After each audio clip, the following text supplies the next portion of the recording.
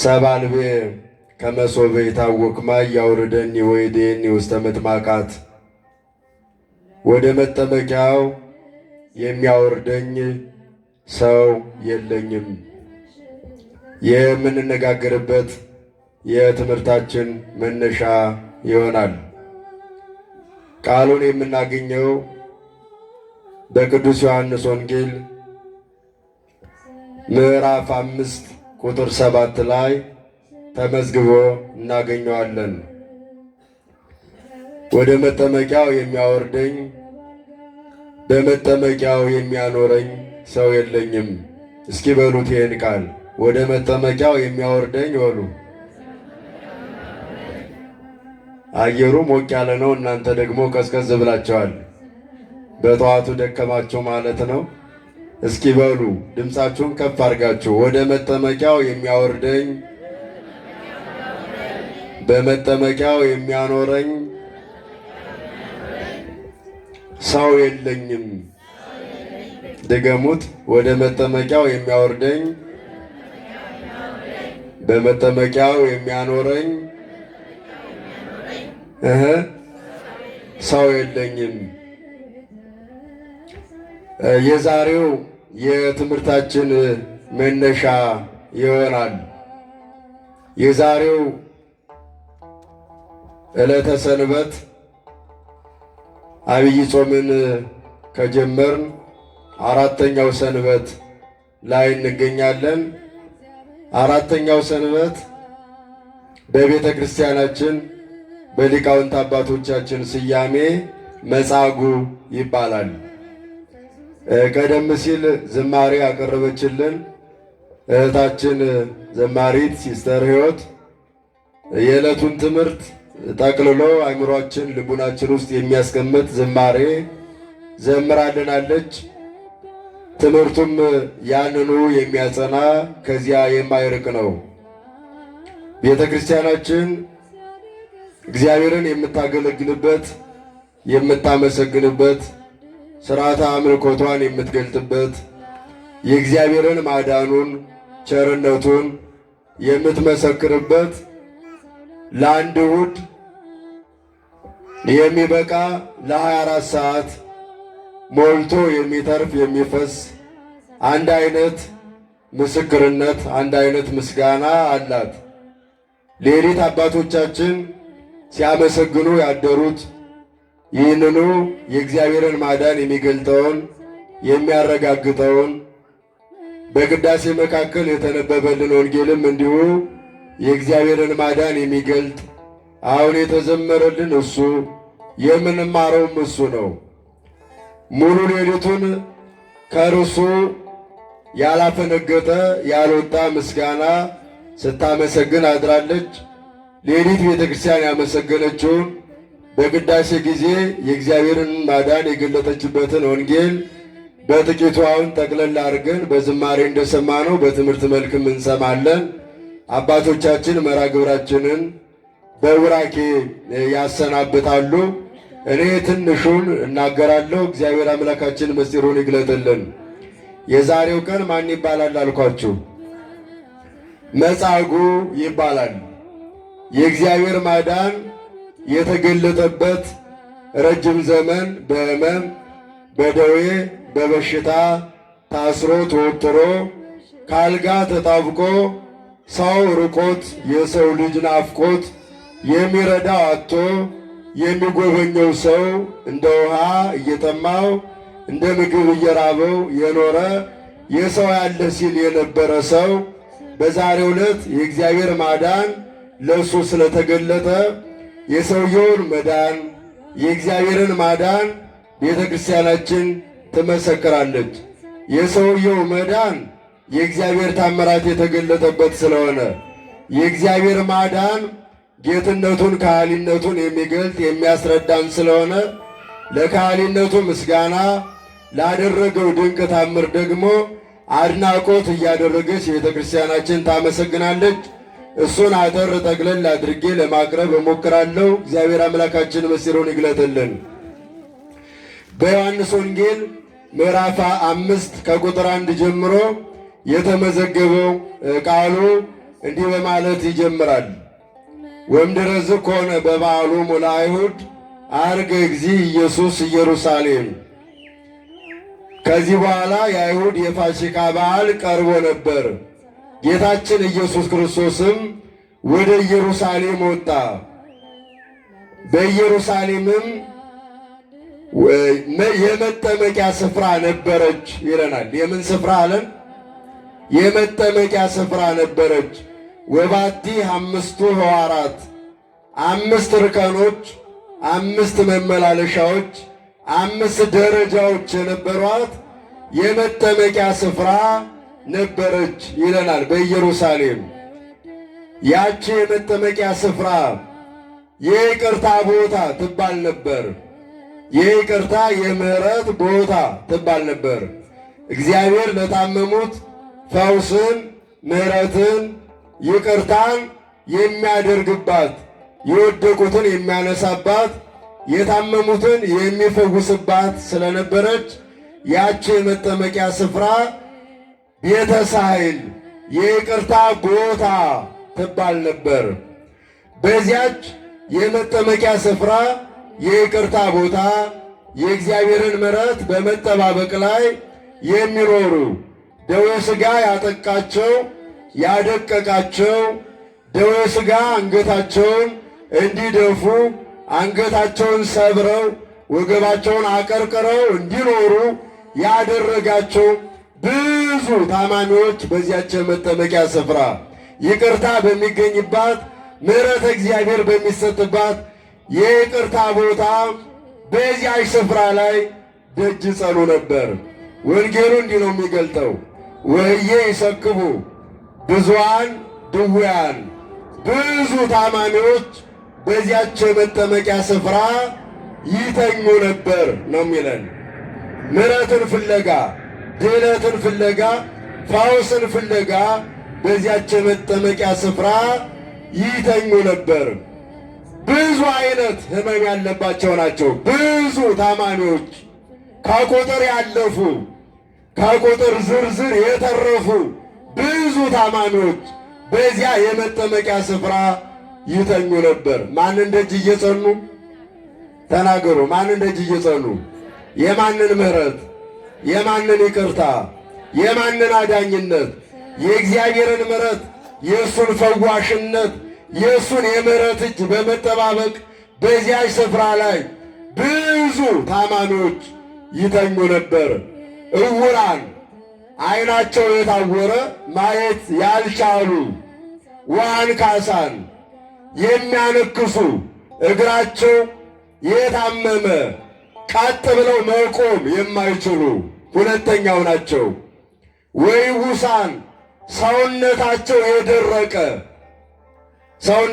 የደረቀ ሥጋቸው በላያቸው ላይ ያለቀ ከደዌ ጽናት የተነሳ ሰውነታቸው በሕመም በመከራ የማቀቀ ሰውነታቸው እንደ እንጨት ደርቆ የሚታዩ ሦስተኞች ናቸው። ጽውሳን ይላቸዋል አራተኞችን።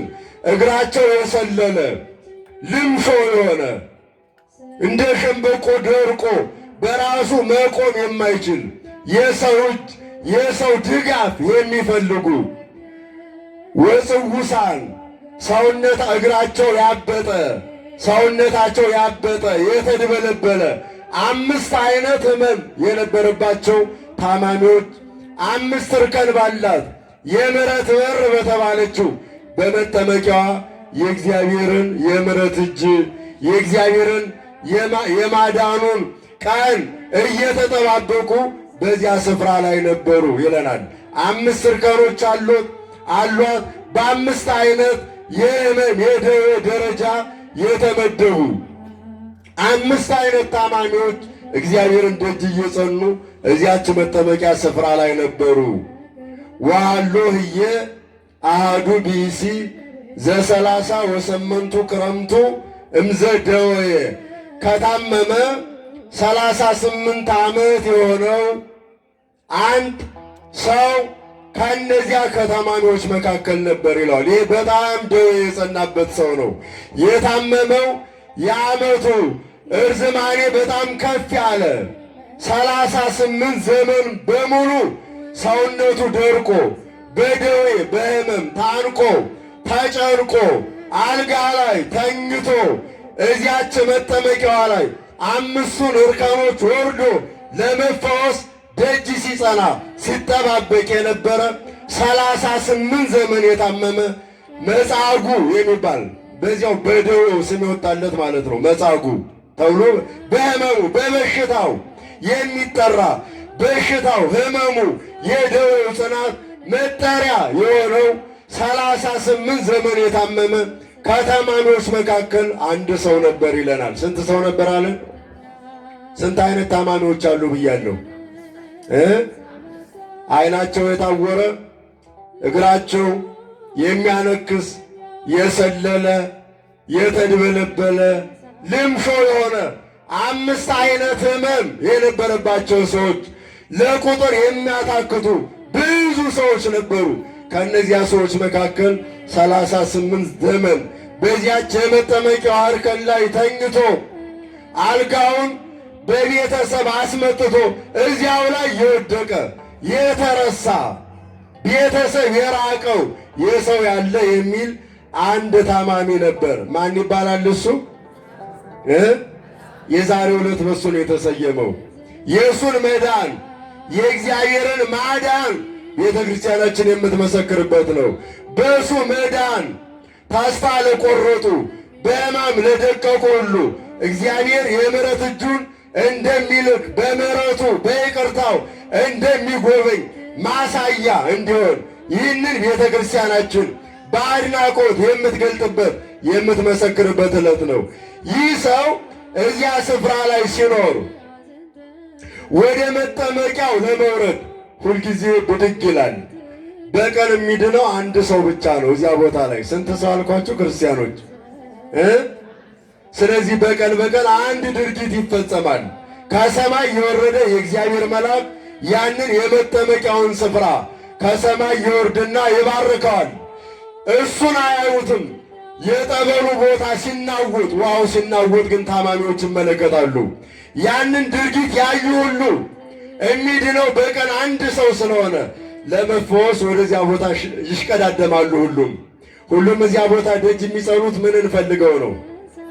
ድነትን፣ ፈውስን፣ የእግዚአብሔርን የምሕረት እጅ ጠብቀው ነው ገብቶ ለመፈወስ። ድነትን ለማግኘት ግን ውሃው መጠመቂያው ሲናወጥ መልአኩ ሲባርከው ቀድሞ መውረድ ግድ ይላል።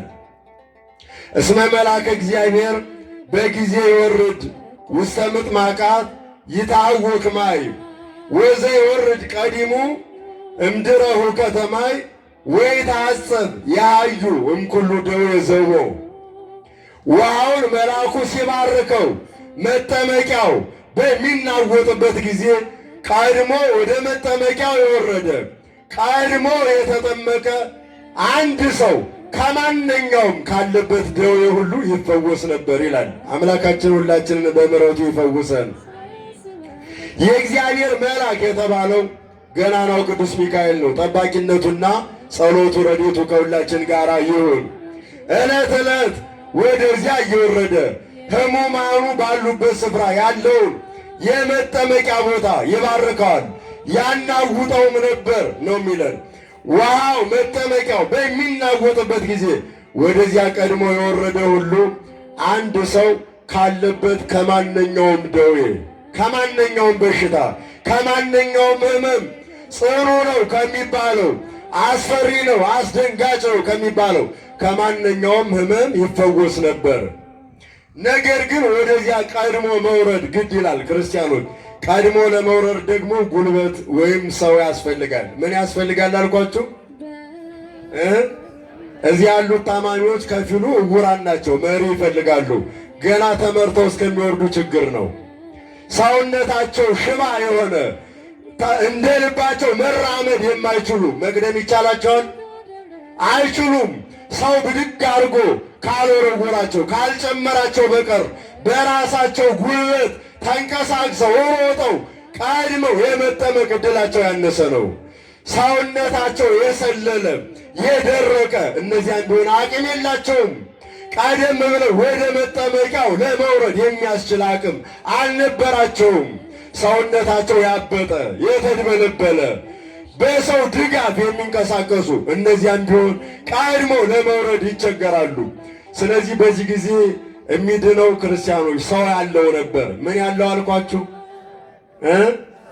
ጉልበት ያለው ሰው ውሃው መጠመቂያው ሲናወጥ ያለውን ያን ታማሚ አፈፍ ብድግ አድርጎ ወደ መጠመቂያው ይዞ መግባት የሚችል ሰው ያለው ይድናል። ሰው የሌለውስ ሰው የሌለው አይድንም። እዚያ ስፍራ ላይ የሰው ዋጋው ትልቅ ነው። ምክንያቱም ከፊሎቹ የሚመራቸው ሰው የሚፈልጉ አይነ ስውራን ናቸው። ከፊሎቹ ደግሞ ሰውነታቸው የሰለለ የሰው ድጋፍ የሚሹ ናቸው። ከፊሎቹ እግራቸው የሰለለ ሽባዎች ናቸው። በራሳቸው መንቀሳቀስ አይችሉም። ሁሉም ሰው የሚሹ ናቸው። ሰው ያላቸው ወደ መጠመቂያው እየወረዱ ሲድኑ፣ ይህ ሰው ግን 38 ዘመን ሙሉ እዚያች ቦታ ላይ ተጣብቆ የውሃው መናወጥ አይኑ ያያል። ነገር ግን ጉልበቱ ወደዚያ ወርዶ ወደ መጠመቂያው ቀድሞ ወርዶ መጠመቅ የሚያስችል አቅም አልነበረውም። ምን አልነበረውም? ለመጠመቅም ለመታከምም ምን ያስፈልጋል? አቅም ያስፈልጋል። የሚያነሳ የሚጥለው በሰው መዳፍ ያለ ሰው በራሱ ወደ መጠመቅ ይቻለዋል? አይቻለውም። ክርስቲያኖች ይህን ስናይ በራሳችን እግር መንቀሳቀስ በመቻላችን ጤና ያለን በመሆናችን ብቻ ማንን ማመስገን ይገባናል? እግዚአብሔርን ማመስገን ይገባናል። በምድር ላይ ትልቁ ሀብት ወርቅና ብር፣ የምንነዳው ውድ መኪና፣ የምንኖርበት ሌክቸር የተባለው ቤታችን አይደለም። ትልቁ ሀብታችን ምናችን ነው? ጤናችን ነው። ጤና ፍለጋ ጤናቸውን አጥተው በየሆስፒታሉ በየጠበሉ ጤና ብቻ የሚፈልጉ የጤና ያለ የሚሉ ወገኖች አሉን የሉንም?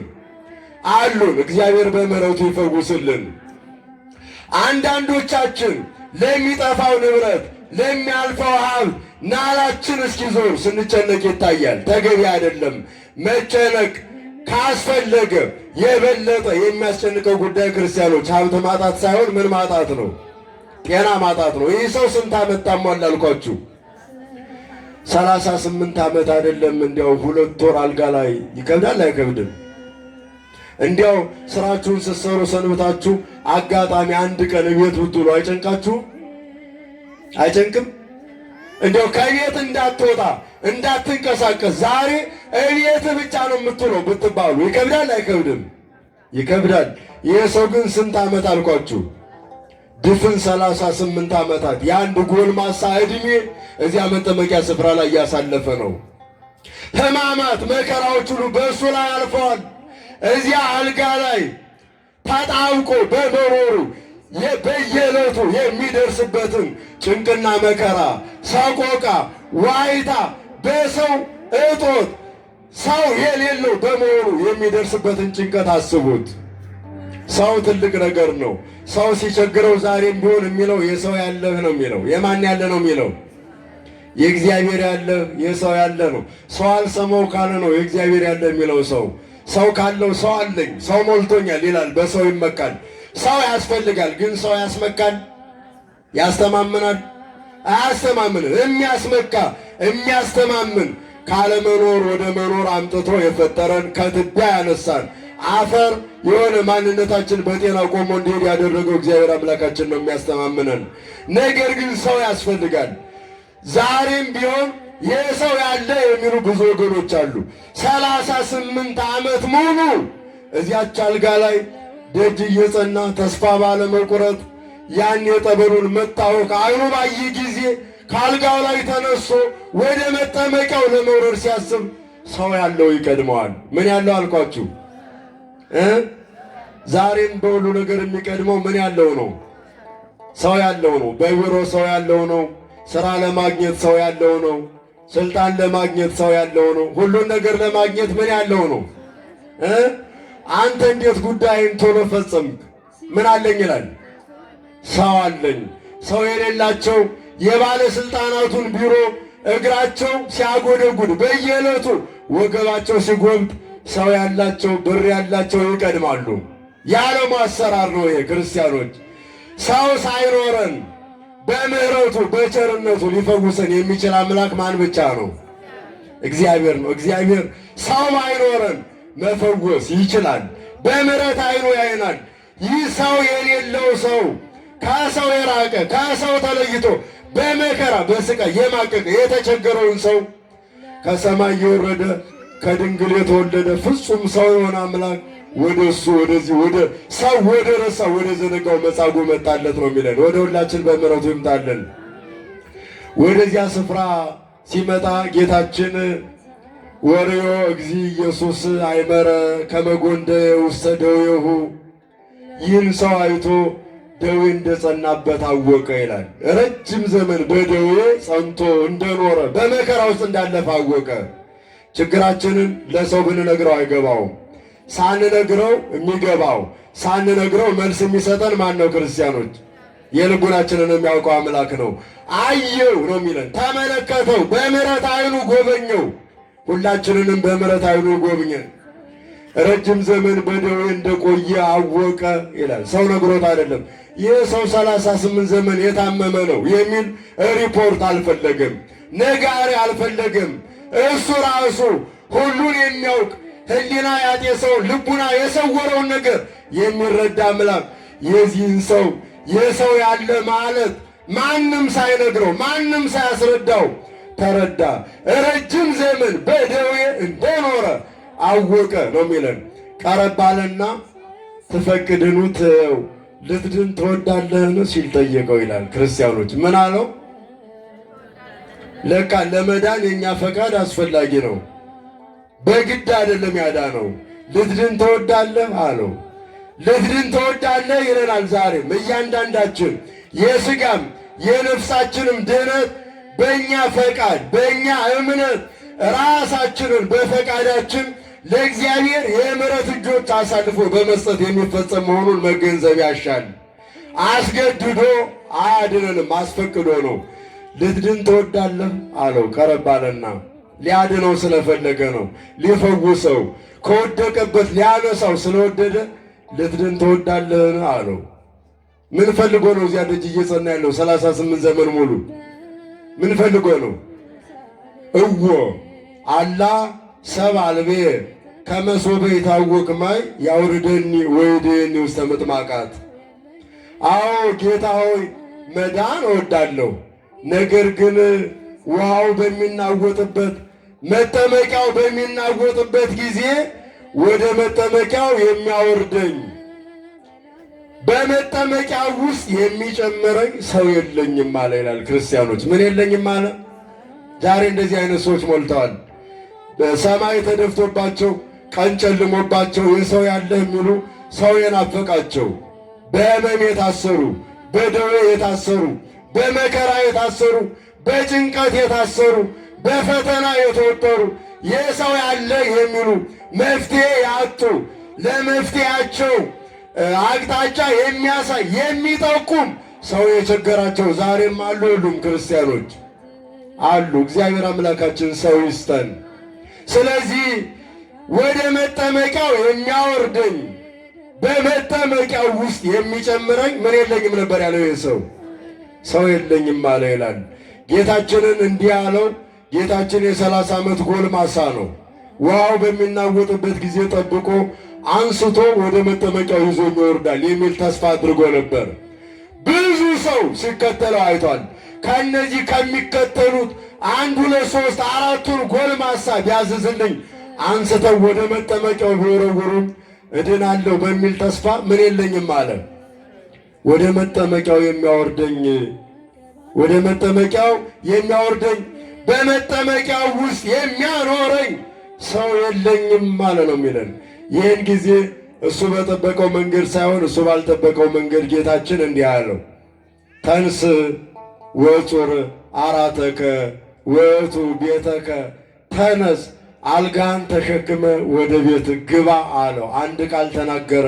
38 ዘመን ከአልጋው ጋር ተጣብቆ የነበረው በሽተኛ ብድግ ብሎ አልጋውን ተሸክሞ ወደ ቤቱ ገባ ይላል። አያችሁ ክርስቲያኖች፣ ይህ እግዚአብሔር ሥራ ነው። የማን ቸርነት ነው? እኛ በጠበቅነው መንገድ አይደለም የእግዚአብሔር ማዳን።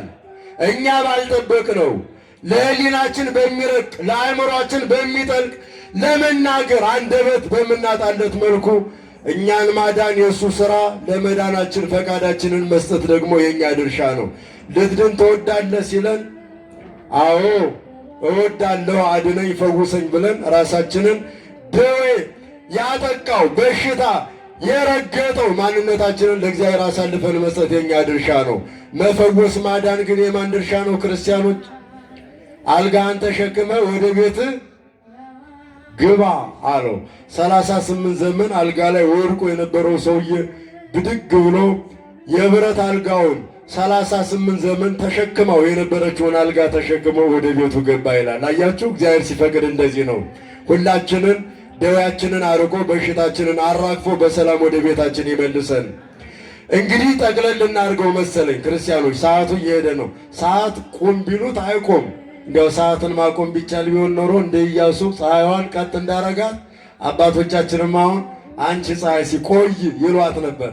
ግን ያው ሰዓት ይሄዳል፣ ይነጉዳል፣ ጊዜውን ይቀጥላል እና ጠቅለል እናድርገው። ይህ ሰው አልጋውን ተሸክሞ ወደ ቤቱ ሲገባ ፈተና ገጠመው። መንገድ ላይ ገና ምን አይነት ፈተና መሰላቸው የገጠመው? ሰንበት ውእቱ ዮም ወኢይከውነከ ትንሣ ወትጹር አራተከ። ዛሬ ቀኑ ሰንበት ነው፣ አልጋህን ልትሸከም አይገባህም የሚል ጥያቄ ከፈሪሳውያን ከአይሁድ የእሱን መታመሙንም መዳኑንም ካላዩ 38 ዘመን ሙሉ አልጋ ላይ ወድቆ ሲኖር ያልደረሱለት በተፈወሰ በዳነ ጊዜ ግን የጥያቄ ናዳ የጥያቄ ሸክም ይዘው ወደ እሱ ቀረቡ ነው የሚለን። ወደ እሱ መጥቶና አልጋህን ልትሸከም አይገባህም። ቀኑ ምንድን ነው አሉት? ሰንበት ነው፣ ቅዳሜ ቀን ነው። ሕጋቸው ይከለክላል። ወይ ትጾሩ ጾረ ክቡደ ውስተ ሐዋህያ ለኢየሩሳሌም፣ በሰንበት ቀን በኢየሩሳሌም በሮች ከባድ ሸክም ተሸክማችሁ አትግቡ ይላል ሕጋችን። ለምን ይህን የብረት አልጋ ትሸከማለህ አሉት። አፈጠጡበት። ያ ሰው አልጋህን ተሸክመ ግባ ብሎኛል አለ። ያ ሰው ነው ያለው። ማን ነው ያ ሰው? ይህ ሰው ሰነፍ ሰው ነው። ያ ሰው ከማለት የዘለለ ያ ሰው ማን እንደሆነ አላወቀም። ማን እንደነበረ አልተረዳም።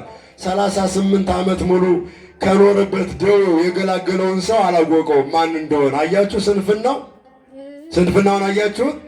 ያ ሰው ያለው መኑ ውእቱ ብእሲሁ፣ ሰውየው ማን ነው አሉት። መልስ የለም። ያ ሰው ከማለት አልዘለለም። ያ ሰው ግን ከሰማይ የወረደው ከድንግል ማርያም የተወለደው ሰው የለኝም ለሚሉት ሰው ሆኖ የተገለጠው ደዌ ሥጋን ደዌ ነፍስን በትምህርት በታምራት የሚያርቅ በቃሉ በምሕረት እጁ የሚፈውስ የሚቀድስ የረከሰውን ዓለም ቀድሶ የታመመውን ዓለም ፈውሶ ገንዘብ ያደረገው የድንግል ማርያም ልጅ የሁላችን አምላክ መድኃኔዓለም ኢየሱስ ክርስቶስ ነው። ጸጋው በረከቱ ይደርብን። ያ ሰው ማን ነው? መልስ የለም፣ አላወቀውም። አሁን እናንተ ሲያስቡት እንኳን ይህን የመሰለ ትልቅ ነገር ያደረገላችሁን ትንሽ ነገር የታክሲ የከፈለላችሁን እንኳን ትረሳላችሁ? በዕለቱ እንዲያው የዚያው ዕለት ትረሱታላችሁ? መልካም ነገር ያደረገላችሁ ያበላችሁን፣ ያጠጣችሁን፣ ያጎረሳችሁን ስትፍገመገሙ የደገፋችሁን እጅ ትረሱታላችሁ? ይህ ሰው ውለታ ቢስ ነው። የተደረገለትን ማሰብ ማሰላሰል ልቡናው ላይ ማስቀመጥ የማይችል ያን ማን እንዳደረገለት የማይረዳ ሰነፍ ሰው ነው። ዛሬም እንዲህ አይነት ሰነፍ ሰው ሞልቷል። እግዚአብሔር ያደረገለትን የሚረሳ እግዚአብሔር በምሕረቱ ፈውሶ ከርኩሰቱ በንስሐ ቀድሶ በሥጋው በደሙ አክብሮ በክብር ሲመልሰው እግዚአብሔር ያደረገለትን ውለታ ቸርነቱን የሚረሳ የሚዘነጋ ዛሬም መጻጉዕን የመሰለ በሥጋው ተፈውሶ በነፍሱ ድነትን ያላገኘ ብዙ ሰው አለ። ክርስቲያኖች ውለታ የማንረሳ እንድንሆን እግዚአብሔር አምላካችን ልብ ይስጠን፣ ማስተዋሉን ያድለን። ስለዚህ ያ ሰው ያለው ኢየሱስ ክርስቶስ ሌላ ቀን በምኩራብ ሲያስተምር ይህንን ሰው አገኘው። ናውኬ አይሆከ ኡቅ ኢተአብስ ከመዘ ያኪ እምዝ ይርከብከ። አሁን ድናል፣ ምን ብለሃል አለው? ድናል፣ ከዚህ የባሰ እንዳያገኝህ ተጠንቀቅ፣ ክፉ አትስራ አለው ይላል። ያን ጊዜ ይህ ሰው ያዳነው በቤተ መቅደስ የሚያስተምረው የናዝሬቱ ኢየሱስ እንደሆነ አወቀ ይለናል። ማወቁ ብቻ አይደለም፣ ያዳነኛ የናዝሬቱ ኢየሱስ ነው ብሎ ጌታችንን የፈወሰውን ያዳነውን አምላክ ሄዶ ለአይሁድ ከሰሰ ነው የሚለው። አያችሁ ክርስቲያኖች፣ ወርቅ ላበደረ ጠጠር፣ እህል ላበደረ አፈር፣ ለፈወሰ ክስ። አይሁድ ሰቅለው እንዲገሉት ምስክር ሆነው ከቀረቡ ሰዎች አንዱ ሰው ነበር። ይህ ሰው 38 ዓመት ተኝቼ ከኖርኩበት ከመጠመቂያው ስፍራ ላይ አልጋን ተሸክመ ሂድ ብሎ በሰንበት ቀን ፈውሶኛል በማለት ለጌታችን መሰቀል ምስክር ሆኖ ከቀረቡ ሶስት ሰዎች አንዱ ይህ ሰው ነው። ጌታችን ሲሰቀል ፊቱን በጥፊ መቶታል ጌታችንን። አያችሁ ክርስቲያኖች፣ ሰው እንዲህ ነው። እንዲያው የዚህን ሰው ስናይ ምን አይነት ሰው ነው እንል ይሆናል እንጂ ጌታችንን በነገር ጥፊ ዕለት ዕለት የምንመታው እኛም ሁላችንም ነን ክርስቲያኖች። አምላካችን በምሕረቱ ይፈውሰን። ምሕረቱን አድርጎልን እምናማረረው እምንከሰው በዙፋን የለህም፣ በመቅደስ የለህም፣ በኩበት ነው የምትታጠነው፣ እኔን አትሰማኝም ብለን በነገር ጥፊ ዕለት ዕለት የምንመታው እኛም ነን። ዕለት ዕለት እጆቹ እኛን ከማዳን ቸርነቱ እኛን ከመጎብኘት አልተከለከለም። እኛ ግን እግዚአብሔርን ከመውቀስ አንደበታችን ተቆጥቦ አያውቅም። ምስጋና ይጎለዋል አንደበታችንን። አንደበታችን አመስጋኝ እንዲሆን ድንቅ ሥራውን መናገር እንዲችል አምላካችን በቸርነቱ ይርዳል። መጨረሻው አላማረም። ይህ ሰው ከሥጋ ደዌ ተፈውሷል፣ ከነፍስ ደዌ ግን አልተፈወሰም። መጨረሻው አላማረም። አምላካችን የሁላችንን መጨረሻ ያሳምርልን። በዚያ የመጠመቂያ ስፍራ ስንት አይነት ታማሚዎች ነበሩ? 5። ዓይናቸው ማያይ የታወሩ፣ ሰውነታቸው እግራቸው የሰለለ፣ ሽባ የሆነ፣ ያበጠ፣ የተድበለበለ፣ የደረቀ 5 አይነት። በእኛ ዛሬ እንደ ሀገር በሆነ ስንት አይነት ህመም አለ? ተቆጥሮ ያልቃል? ዘረኝነቱ፣ ጥላቻው፣ መለያየቱ፣ ጎጠኝነቱ፣ ጦርነቱ፣ መባላቱ፣ መናከሱ ተቆጥሮ የማያልቅ ህመም ነው። ማን ይፈውሰን? ማን ያድነን? ማን የምሕረት እጁን ይዘርጋልን? እግዚአብሔር አምላካችን ይዘርጋልን። የእነዚያን ሰዎች እግራቸው አብጧል፣ የእኛ ግን ልባችን አብጧል። ክርስቲያኖች ማን ይፈውሰን? በትዕቢት ልቡ እንደ ተራራ ያበጠ ታማሚ ዛሬ በዘመናችን አለ። አእምሮ ሽባ የሆነ እደ ልቡናው ሰንካላ የሆነ አመለካከቱ፣ አስተሳሰቡ ሽባ የሆነ ከሃይማኖት ያፈነገጠ ከምግባር ከመልካም ሥራ ያፈነገጠ ብዙ አይነት ታማሚ፣ አይነ ልቡናው የታወረ እዝነ ልቡናው የደነቆረ አእምሮ ማሰላሰል የማይችል ብዙ ታማሚ ዛሬ በመጠመቂያዋ ዙሪያ አለ። ማን ይፈውሰን? ልትድን ትወዳለህ እያለን ነው። ሰው የለኝም እንዳንል ከሰማይ የወረደው ሥጋውን ቆርሶ ደሙን አፍሶ ለምግብነት የሰጠን የድንግል ማርያም ልጅ አለ። መፈወስ ያልቻልነው ለምንድን ነው? ፈቃደኞች ባለመሆናችን ነው። ያ ሰው የለኝም ነበር ያለው። እኛ ይህን ማለት አንችልም። ከሰማይ የወረደ ከድንግል የተወለደ ወልደ እጓለ እመሕያው የሰው ልጅ የተባለው ክርስቶስ ዕለት ዕለት በመካከላችን አለ። የምሕረት እጆቹን ውድ የፍቅር ስጦታውን ሊሰጠን ዕለት ዕለት ከኛ ጋር ነው። አሁን ክርስቲያኖች የኛ በሽታ ብዙ ነው። ሰው ደም ግፊቱን ደም ማነሱን ይፈራል።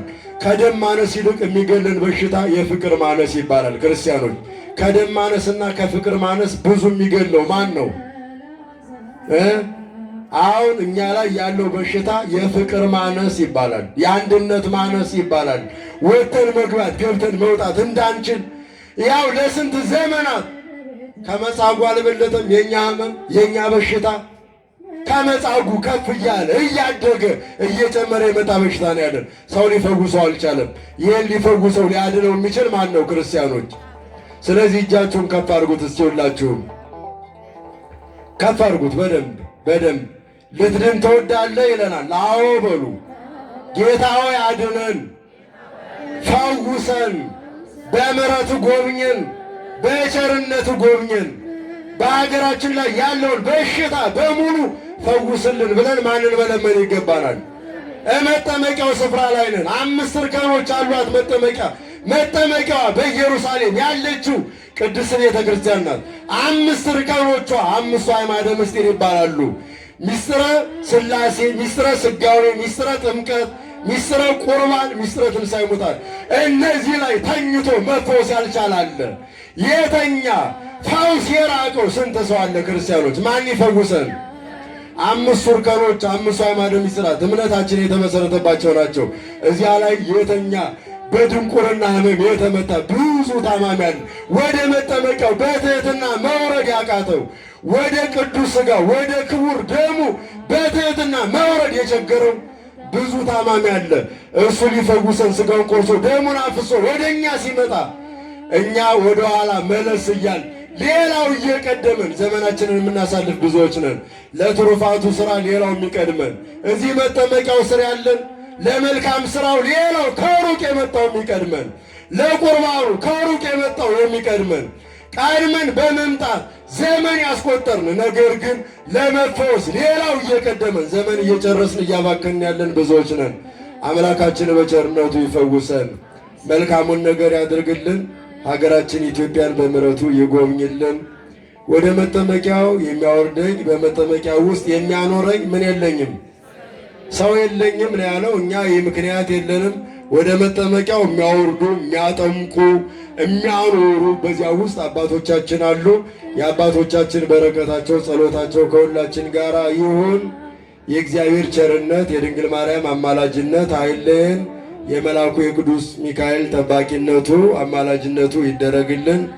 ስብሐት ለእግዚአብሔር ወለወላዲቱ ድንግል ወለመስቀሉ ክቡር። ይቆየን። በሽተኛ የሚያነሳ ላጣ ለሆነ ብቸኛ